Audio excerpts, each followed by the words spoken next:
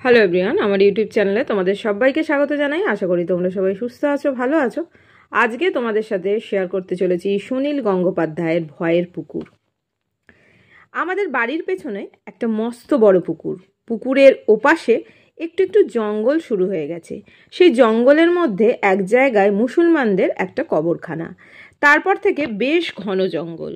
সে বছর আমার বাবা কলকাতা থেকে ট্রান্সফার হয়ে গেলেন আলিপুরদুয়ার।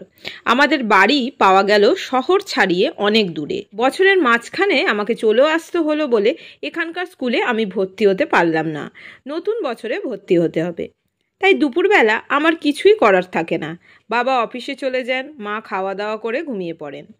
আমার একদম ঘুমোতে ইচ্ছা করে না দুপুরে। একটাও নতুন গল্পের বই নেই, আর পড়ার বই তো বেশিক্ষণ ভালো লাগে না পড়তে। তাই আমি চুপি চুপি বাড়ির পিছনে পুকুরটার পাড়ে চলে যাই। একা একা জঙ্গলে যেতে আমার ঠিক সাহস হয় না। এখানকার জঙ্গলে বাঘ আছে, কিন্তু আমার তো বন্দুক নেই।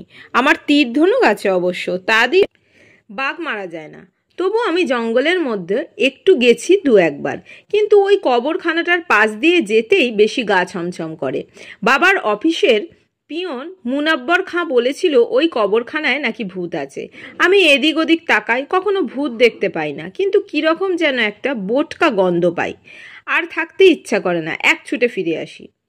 আমার যদি আর একটা বন্ধু থাকতো তাহলে নিশ্চয়ই আমরা দুজনে মিলে ভূত দেখার চেষ্টা করতাম। কিন্তু এখানে এসে এখনও যে আমার কোনো বন্ধু হয়নি। একা একা ভূত দেখতে যেতে বড্ড খারাপ লাগে। আমি তাই পুকুরটার ধারে গিয়ে বসে থাকি। ছোট ছোট ইটের টুকরো বা পাথর ছুঁড়ে মারি জলের মধ্যে। পুকুরটা বিরাট বড়, আর এখন বর্ষাকাল বলে কানায় কানায় ভরা। দুপুরবেলা পুকুরটা দেখলে খুব গম্ভীর মনে হয়। কোথাও কোনো লোকজন নেই, আমি শুধু একা। এক এক সময় আমার মনে হয় আমাকে যেন কেউ দেখছে। যদিও কোথাও আর কেউ নেই, তবু যেন মনে হয় আড়াল থেকে লুকিয়ে লুকিয়ে কেউ আমাকে লক্ষ্য করছে। আমি মাথা ঘুরিয়ে চারিদিকে চেয়ে দেখি, আর কাউকে দেখতে পাই না। এই পুকুরটায় বেশ মাছ আছে, মাঝে মাঝে তারা ঘাই মারে। অমনি জলের উপরে গোল গোল ঢেউ ওঠে। কিন্তু একদিন হঠাৎ দেখলাম পুকুরের ঠিক মাঝখানটায় জল ফুলে ফুলে উঠছে, যেন ঠিক ওইখানটায় কোনো বিরাট কিছু প্রাণী দাপাদাপি করছে। এত বড় মাছ তো হতে পারে না, কিন্তু কিছুই দেখতে পেলাম না। তারপর থেকে আমি সব সময় পুকুরের মাঝখানটায় তাকিয়ে থাকি, কিন্তু আর কিছু দেখা যায় না। আবার পুকুরটা শান্ত আর গম্ভীর। পুকুরের ঘাটটা অনেক দিনের পুরনো, পাথর দিয়ে তৈরি, কিন্তু কয়েক জায়গা ভেঙে ভেঙে গেছে। সেই ভাঙা জায়গাগুলোয় গর্ত হয়ে সেখানে জল জমে থাকে। সেই জলেও ছোট ছোট মাছ দেখা যায়। আমি ঘাটের কাছে এসে সেই মাছগুলো ধরার চেষ্টা করি।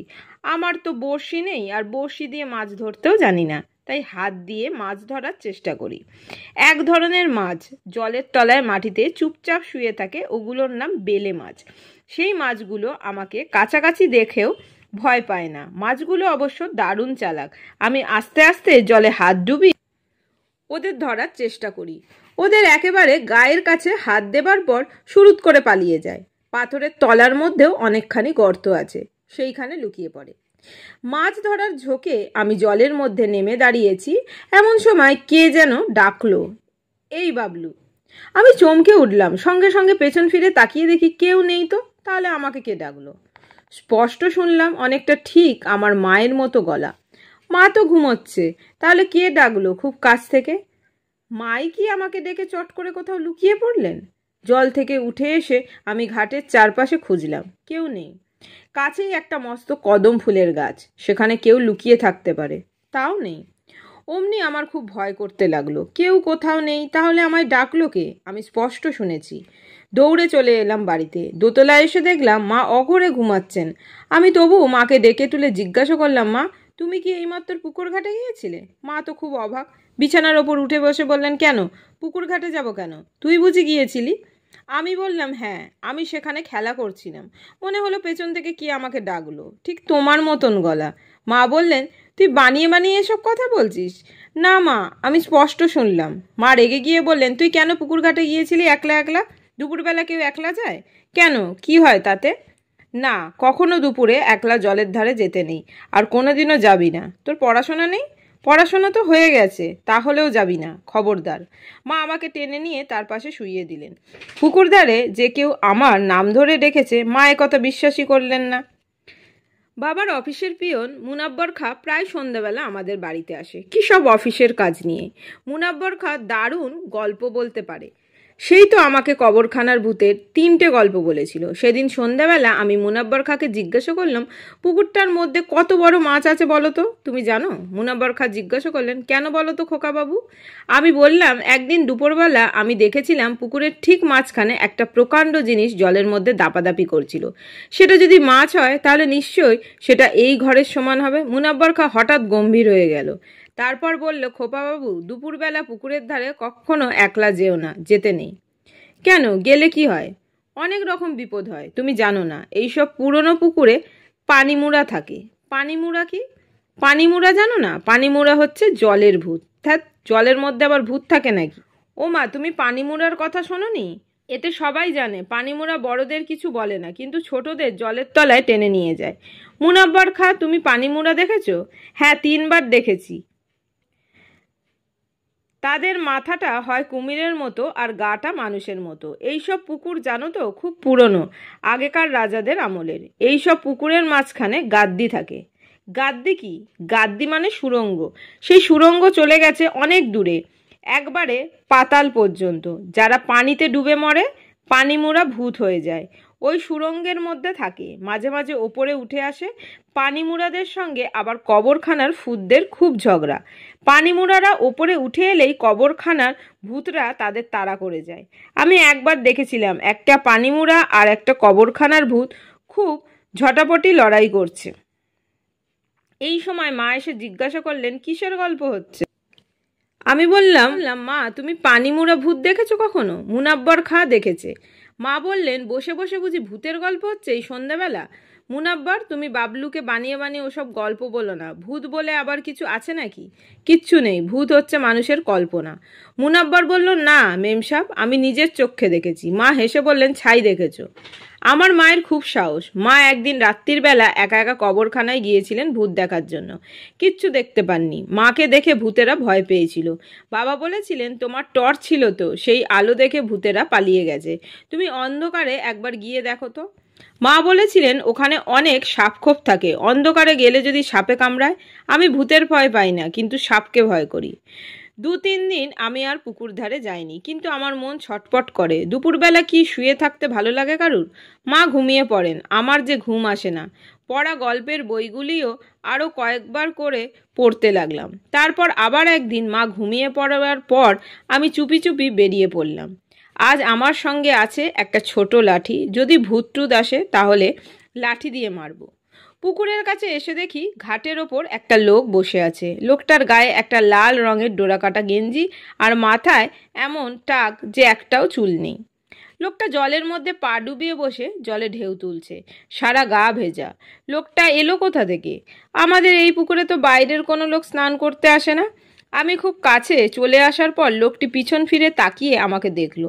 দেখেই যেন দারুণ ভয় পেয়ে গেল। সঙ্গে সঙ্গে সে এক লাফ মেরে জলের মধ্যে গিয়ে পড়লো, তারপর ডুবে গেল।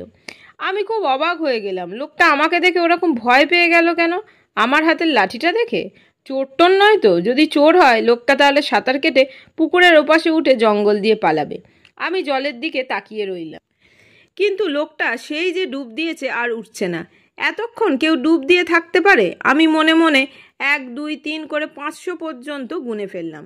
তবু লোকটাকে আর দেখা গেল না। এই রে, লোকটা মরে গেল না তো? আমাকে দেখে ভয় পেয়ে জলের মধ্যে লাফিয়ে পড়েছে।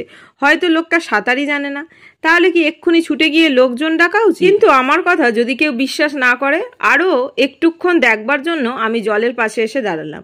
তখন আমার মনে হলো ওটা ভূত নয় তো, ওই কি পানিমুড়া, কিন্তু একদম মানুষের মতো দেখতে। মুনাব্বর খা যে বলেছিল পানিমুড়ার মুখটা কুমিরের মতো, এ যে একদম মানুষের মতো, শুধু টাক মাথা। শুধু তাই নয়, লোকটা যখন আমার দিকে ফিরে তাকিয়েছিল তখন দেখেছি ওর চোখের ওপর ভুরুও নেই, সারা গায়ে কোনো লোমও নেই। মুনাব্বর নিশ্চয়ই মিথ্যে কথা বলেছিল, সে পানিমুড়া কোনোদিন দেখেনি। তক্ষুনি ফিরে গিয়ে মাকে খবর দেব ভাবছি, এমন সময় জলের মধ্যে একটা হাত উঁচু হয়ে উঠল, শুধু একটা হাত।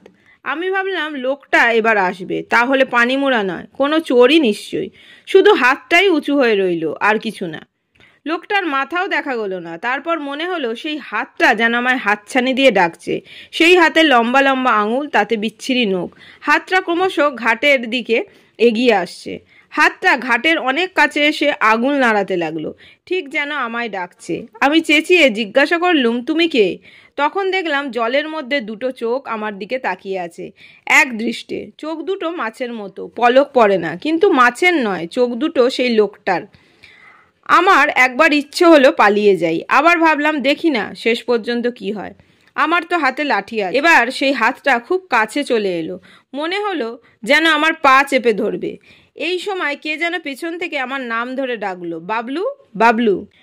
কিন্তু তখন আমার পেছনে তাকাবার সময় নেই। আমি লাঠি দিয়ে খুব জোরে মারলাম সে হাতটার ওপর। ঠিক লাগলো কিনা বুঝতে পারলাম না, হাতটা জলের মধ্যে ডুবে গেল।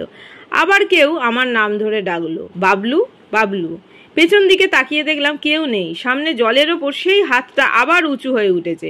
আমি লাঠি দিয়ে যেই আবার মারতে গেলাম, অমনি সেই হাতটা লাঠিখানা চেপে ধরে একটা হ্যাঁচকা টান দিল। আমি ঝপাত করে জলের মধ্যে পড়ে গেলাম। জলে পড়েই মনে হলো আমি আর বাঁচবো না। আমি যে সাঁতার জানি না, পানি মুড়ে আমার পা ধরে সুরঙ্গে টেনে নিয়ে যাবে। আমি একবার চেঁচিয়ে উঠলাম, ও মা, মা। জলের মধ্যে আমি হাবুডুবু খেতে লাগলাম। দম আটকে আসছে। পানিমুড়া এখনো আমার পা ধরেনি। আমি ছটপট করছি বলে খুঁজে পাচ্ছে না বোধহয়। এরই মধ্যে একবার কোনো রকমে জল থেকে একটু মাথা উঁচু করে দেখলাম মাঠ দিয়ে ছুটে আসছেন আমার মা। আমি চিৎকার করতে চাইলাম মা, কিন্তু গলা দিয়ে শব্দ বেরোলো না। আমি তলিয়ে যেতে লাগলাম। মা পাড় থেকেই এক লাফ দিয়ে জলে পড়লেন। চোখ মেলে দেখলাম আমি আমার বাড়ির বাইরের ঘরে শুয়ে আছি। মা আর আমাদের রাঁধুনি আমার গায়ে গরম জলে সেঁক দিচ্ছে। আমি চোখ মেলতেই মা বললেন, আমি বলেছিলাম না ওর পেটে বেশি জল ঢোকেনি, এই তো সব ঠিক হয়ে গেছে। মা ঠিক সময় গিয়ে না পড়লে যে কি হতো ভাবতেও আমার আজও গা কাঁপে। মা ওখানে গেছেন কি করে সেটাও একটা আশ্চর্য ব্যাপার। পরে শুনেছি সে কথা। মা ঘুমিয়েছিলেন। এমন সময় তার কানের কাছে কে যেন ডাকলো, মা, মা। ঠিক আমার গলা। মা চোখ মেলে দেখলেন কেউ নেই। তিনি বিছানায় উঠে বসলেন। বাইরে থেকে আবার সেই মা মা ডাক শোনা গেল। তারপর পুকুর ঘাট থেকে।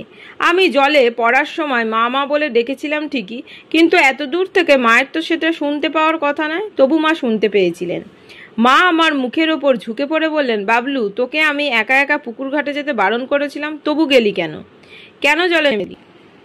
আমি বললাম, মা আমাকে পানিমুড়া টেনে নিয়ে যাচ্ছিল। মা বললেন, বাজে কথা। আমি বললাম, না সত্যি। মা বললেন, মোটেই না, তুই পা পিছলে জলে পড়ে গিয়েছিলি। মা কিছুতেই পানিমুড়ার কথা বিশ্বাস করলেন না। আমাদের রাঁধুনি বলল, হ্যাঁ গো দিদি, এসব পুরনো পুকুরে অনেক ভয়ের জিনিস থাকে।